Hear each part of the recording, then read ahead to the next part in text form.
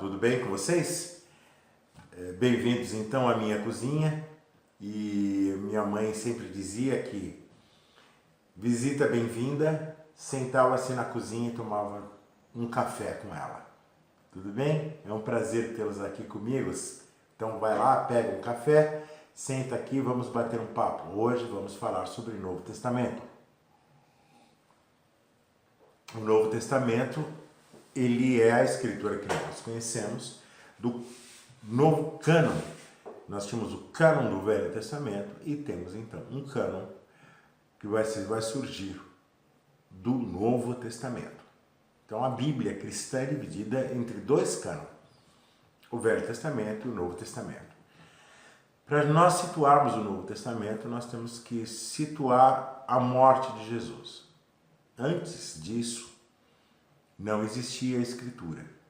Aliás, a primeira Escritura do Novo Testamento só vai começar a ser escrita por volta do ano 54, que são as primeiras cartas de Paulo, mais precisamente a primeira carta aos Tessalonicenses.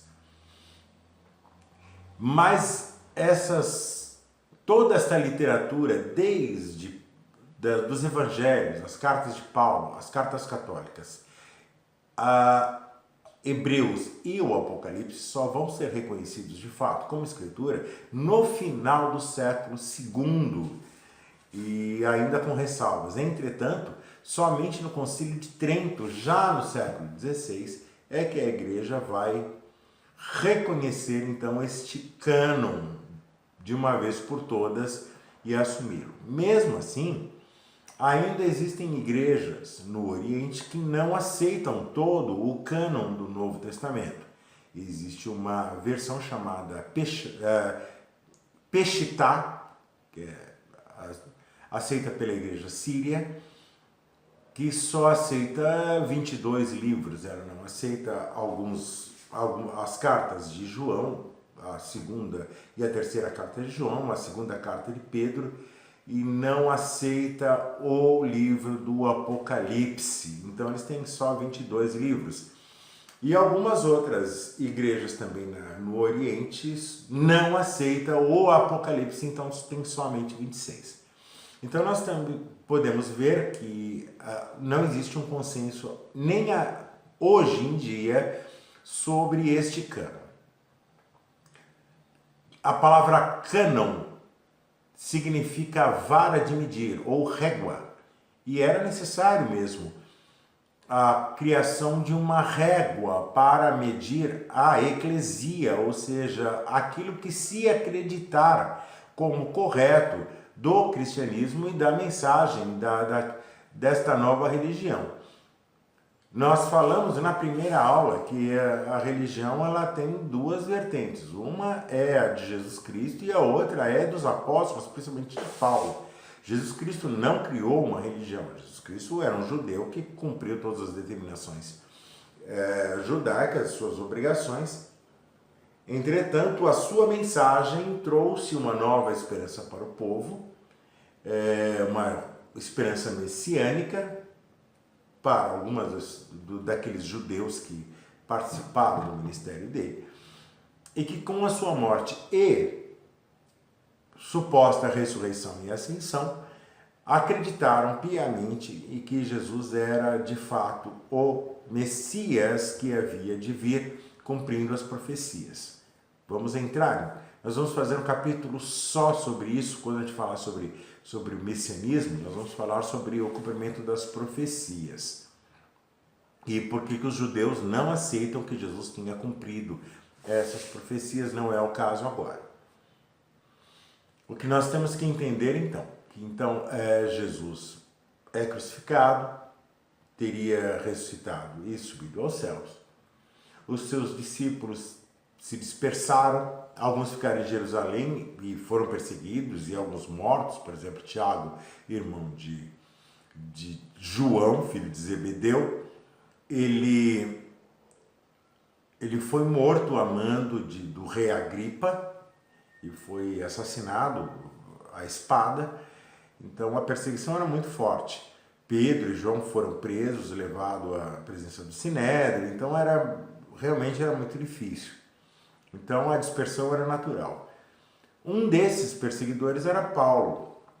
O nome dele era Saul, ou Saulo, e ao se converter passou a usar o nome romano Paulo, justamente para ter maior abertura e entrada nos países, nas terras colonizadas pelo Império Romano, para poder pregar o Evangelho. Paulo, por volta do ano 54, então vai começar a escrever as suas cartas às igrejas que ele já tinha fundado em toda aquela região da Média, da Ásia Menor e da região da Grécia. Então são 13 cartas. A primeira delas é a 1 Tessalonicenses, que foi escrita então no ano 54. Até entre o ano 64 e 67, Paulo já tinha escrito todas as cartas. E esses foram os primeiros escritos do Novo Testamento. Então a ordem cronológica que nós temos nesse cânon não é os evangelhos, depois Atos, depois Paulo. Não é. Essas são as cartas paulinas. Paulo dizia que as suas cartas, mesmo sendo direcionadas para determinadas igrejas, deveriam ser lidas por todas as outras igrejas para edificação. E isso acontece. Entretanto, essas cartas não são consideradas em nenhum momento ainda como escritura. Tudo bem? Somente por volta do ano 70, entre o ano 70 e 75, é que Marcos vai escrever o seu primeiro evangelho. Qual a fonte de Marcos para escrever o seu evangelho? Existem duas teorias. A primeira teoria é que Marcos tenha sido a mesma pessoa chamada de João Marcos, sobrinho de Barnabé, que viajou com Paulo na sua primeira viagem missionária e teve um problema com Paulo, e Paulo não quis ele na segunda, e, inclusive se separou de Barnabé por conta disso. Barnabé foi para Antioquia e Paulo viajou com Silas. E João Marcos, depois Paulo vai dizer que João Marcos tinha sido enviado para trabalhar com Pedro. E este João Marcos teria, através de ter ouvido Pedro, teria escrito o seu evangelho. Isso é uma linha de pensamento. Se nós compreendermos que este Marcos, evangelista, é o mesmo Marcos que sobrinho de Barnabé, companheiro de Paulo na primeira viagem e secretário de Pedro. Entretanto, nos parece que não é a mesma pessoa. Nos parece que este Marcos no seu próprio livro, é o único evangelho que fala deste fato do jovem que saiu desnudo, que era um jovem, muito jovem mesmo, que não chegou a ser um discípulo de Jesus, mas os seus pais o eram. Então, neste caso, a fonte dele não seria Pedro, e sim o que os estudiosos consideram como a primeira fonte escrita do cristianismo, que é chamada fonte Q, ou fonte Quelle, que eram escritos que já haviam desde o tempo de Jesus ainda em vida, no ministério, e que os seus discípulos, quem o acompanhava, escrevia o que estava acontecendo, escrevia as suas mensagens, as suas parábolas e as passagens da sua vida, e esse documento deu base para a construção do livro de Marcos. Então, são as duas teses para a formação do livro de Marcos. Por volta, então, do ano 80, entre o ano 80 e o ano 90, então é que nós veremos o surgimento dos dois outros evangelhos sinóticos, que é o livro de Mateus e de Lucas. Acreditamos que Lucas tenha sido escrito antes de Mateus ainda. E aí nós sabemos disso por quê? Porque a fonte em que eles vão buscar informações para construir, para escrever os seus evangelhos, é o livro de Marcos. Apesar de que existem algumas informações que eles trazem que Marcos não traz. Por exemplo, os relatos do nascimento de Jesus. Entretanto, alguns relatos, Mateus e Lucas diferem tanto na genealogia de Jesus quanto a fatos em relação a Herodes e a Arquelau e o local da onde a família se originou. Mateus diz que eles só foram para a Galileia depois de terem voltado do Egito por terem fugido de Herodes. E diz que ficaram com medo de Herodes e Arquelau e não foram então para a Judéia e foram para a Galileia. Lucas diz que o anjo foi a Galileia e anunciou lá na Galileia que Maria ia ser mãe do Salvador. Tirando pouquíssimas dessas discrepâncias, então nós acreditamos que os dois evangelhos bebem de uma fonte comum e que também talvez seja esta fonte que é a fonte Coeli, ou outros discípulos e apóstolos ou pessoas mais velhas ainda que pudessem ter passado alguma informação para esses autores. Entretanto, Lucas, ele não era judeu, não foi apóstolo de Jesus, não foi discípulo, não conheceu Jesus, ele era um apóstolo de Paulo, tá? Era um médico que acompanhou Paulo até a sua morte. E foi o secretário de Paulo, ele que escreveu, ele que redigiu as cartas de Paulo, praticamente todas, foi Lucas. Lucas também escreveu o livro de Atos dos Apóstolos, temos praticamente toda a certeza, principalmente por causa do caput dos dois livros, que ele endereça para alguém que eles denominam Teófilo, e ele denomina o Evangelho como o primeiro tratado a Teófilo e o segundo tratado a Teófilo. Então, esses dois livros de Lucas, né, o Evangelho de Lucas e Atos dos Apóstolos, quase com certeza foram escritos entre o ano 80 e 90, na mesma época que Mateus. Tudo bem? Então, no ano 90 já estavam escritos os 3 evangelhos sinóticos. Nós separamos o Evangelho de João porque ele não é sinótico. Ele tem uma característica completamente diferente dos outros 3 evangelhos e traz uma fonte que muito provavelmente seja bem diferente do que os outros 3 trazem.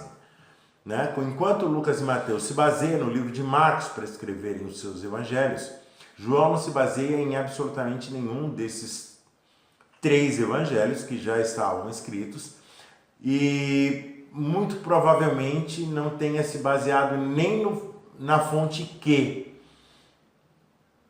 porque ele traz um modo de tratar Jesus Cristo que os outros 3 evangelhos não tratam. João trata Jesus como Messias, como Salvador, como Redentor do mundo. Os outros 3 não. Os outros 3 evangelhos tratam Jesus como um personagem histórico, que quase um mago que fazia milagres, etc. Apesar de falarem da sua crucifixão, sepultura e ressurreição e ascensão, eles não tratam isso como algo que o credencia a ser o Messias dos judeus. João não.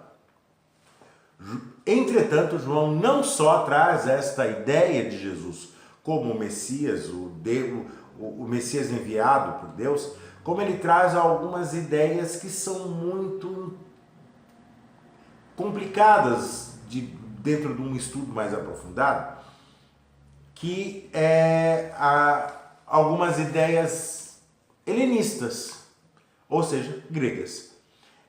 Neste o primeiro momento em que nós vamos encontrar uma influência grega muito acentuada dentro do Evangelho. Né? Dentro das cartas de Paulo a gente encontra bastante, mas dentro do Evangelho a gente vai encontrar logo no primeiro capítulo, primeiro versículo, que João começa dizendo: no princípio era o verbo estava com Deus e o verbo era Deus. A palavra verbo vem do termo grego logos, né? Essa filosofia do logos que estava com Deus e se fez carne e habitou entre nós, não é uma filosofia, nem uma teologia judaica ou hebraica.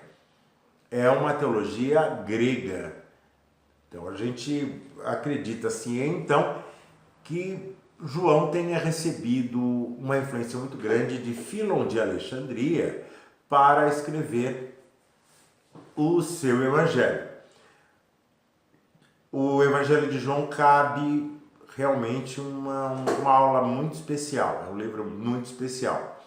No mesmo momento que ele trata então Jesus como Salvador do mundo, ele trata Jesus como um rei de amor, um rei de pacificação. E é por isso que ele reconhece o Messias pacificador em Jesus Cristo.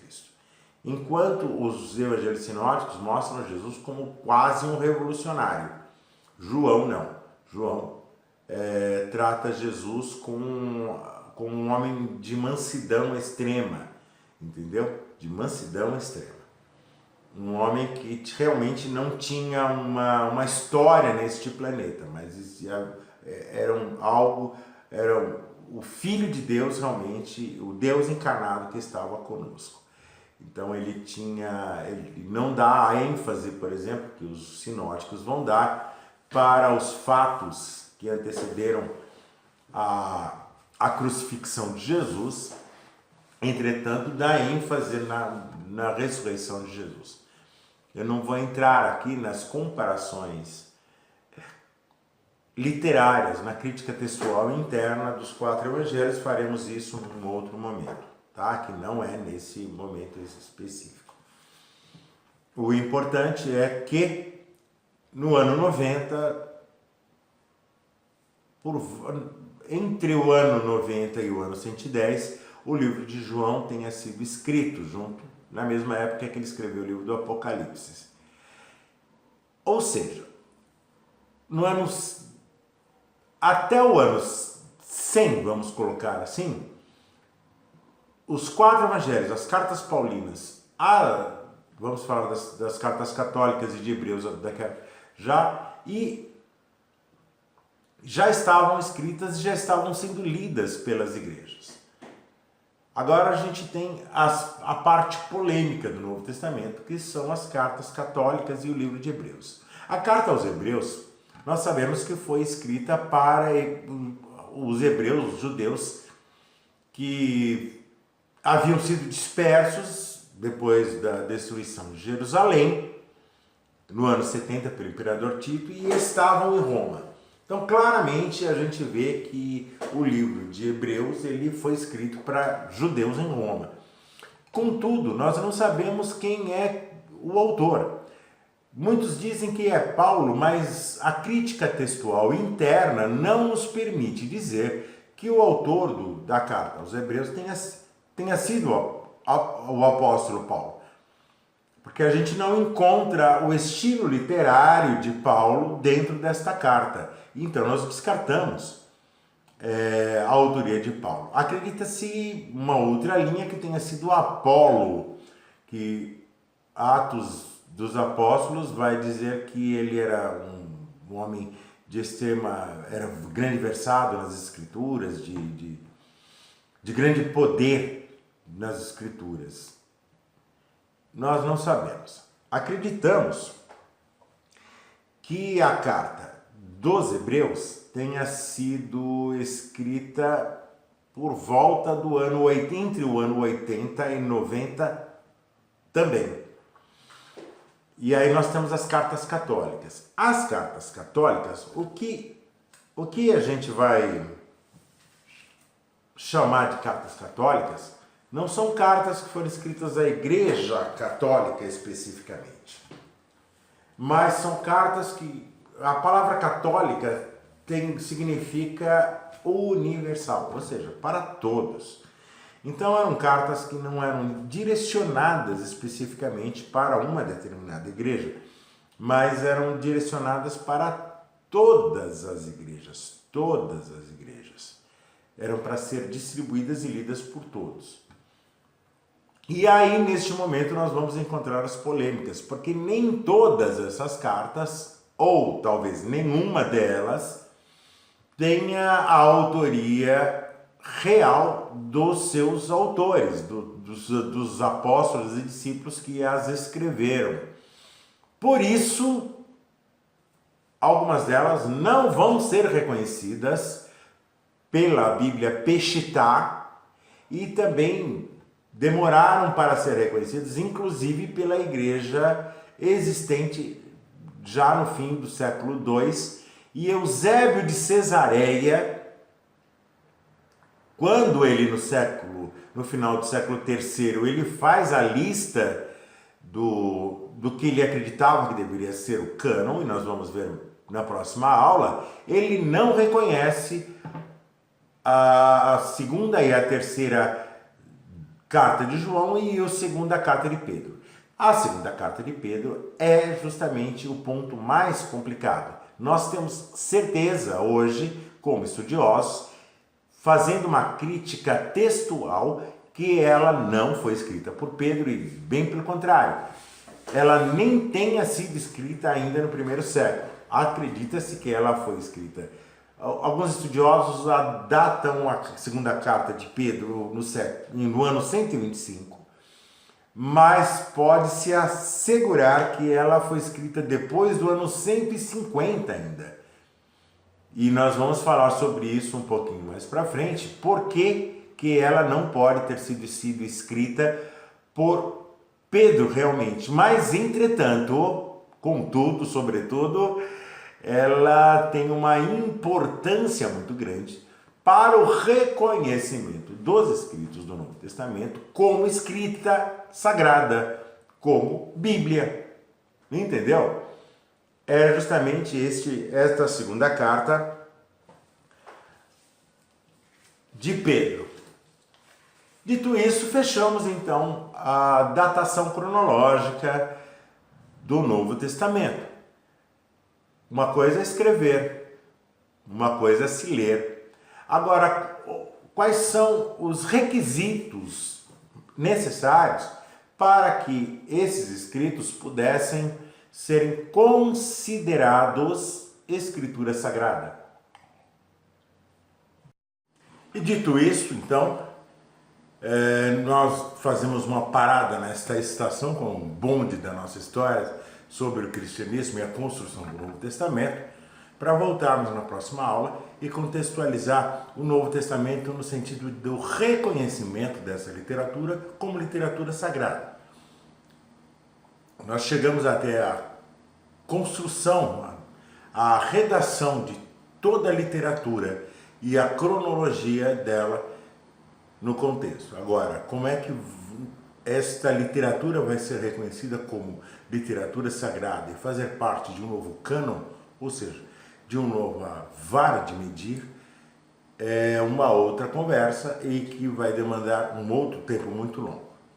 Eu prefiro que a gente faça essa pausa do que fazer um vídeo de mais de 1 hora e que vai acabar perdendo a consistência necessária para todo mundo a poder acompanhar a aula, para não ficar maçante, não ficar cansativo. Então vamos dividir em 2 partes. Na próxima aula, então, nós vamos falar sobre o reconhecimento desta literatura que acabou de ser formada como literatura sagrada e como é que ela vai fazer parte de um novo cânon bíblico. Então, próxima aula, partimos deste ponto e vamos até o final do século II, quando acontece o reconhecimento dos livros do Novo Testamento como literatura sagrada. Ou seja, até o momento em que essa literatura que acabou de ser escrita vai ser considerada escritura sagrada. Na terceira parte, então, nós vamos até o Concílio de Trento, ou seja, a construção de um pensamento eclesiástico sobre esta literatura e como ela vai se estruturar como Bíblia, entendeu? E numa quarta aula, nós vamos trabalhar o desenvolvimento dessa literatura